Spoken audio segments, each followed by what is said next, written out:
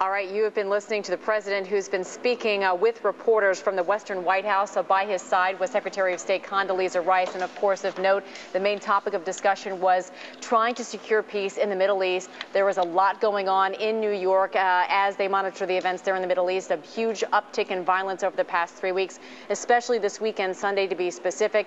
There was a much greater sense of urgency to try and strike a deal at the UN with a resolution that would make all parties happy. Of course, the president saying that he knows and he recognizes that Israel and Hezbollah are objecting to parts of this U.S.-France resolution that they're proposing. There's actually been a delay in the vote. Many are saying it could be tomorrow, it could be later in the week, where they're redrafting a proposal as to exactly how to proceed for a sustainable peace in the Middle East. I want to bring in Raghida Dergham right now. She is the senior diplomatic correspondent for the Arab daily Al Hayat newspaper. She is also an MSNBC analyst. We should also mention we have Charles Hadlock, who is in Metula, Israel, monitoring the violence there. Let's begin with Raghida. We heard the president there talking about the efforts by the United States, by Secretary of State Condoleezza Rice, to try and field what each country would like to see in this deal, noting that everyone isn't going to be happy. Lebanon specifically not happy with the original draft that the U.S. and France had put forth. So they're kind of reworking things right now.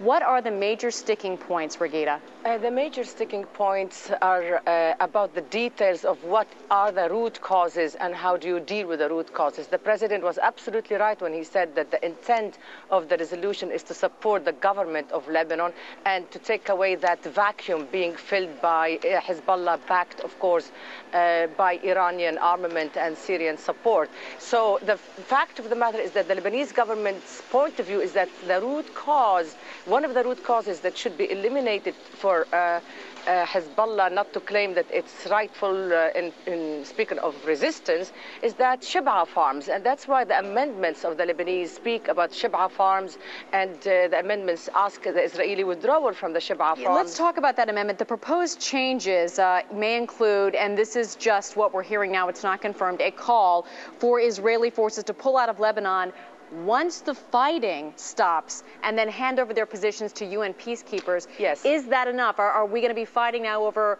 which comes first? There's two things here. One is that immediate pullout from Lebanon after the cessation of hostilities. Within 72 hours, such an amendment by the Lebanese government is insinuating that the Lebanese army is able to go to the south and take control within 72 hours. That amendment insinuates that they are able also to take over from Hezbollah. But again, the other point is that Shib'a farms, which I know it's hard to explain, but it is the pretext, if you will, for Hezbollah to go ahead and say we have the right to resistance, and for Syria and Iran to use that as and to fill in the vacuum. You know, they're talking about a civil war in Lebanon. I mean, right now you have a prime minister, eloquent and very emotional, saying, I want to take over. And I think this is the language that the president of the United States understands very well. All right, Raghida Dergham, thanks so much for your analysis. We appreciate it. Thank you.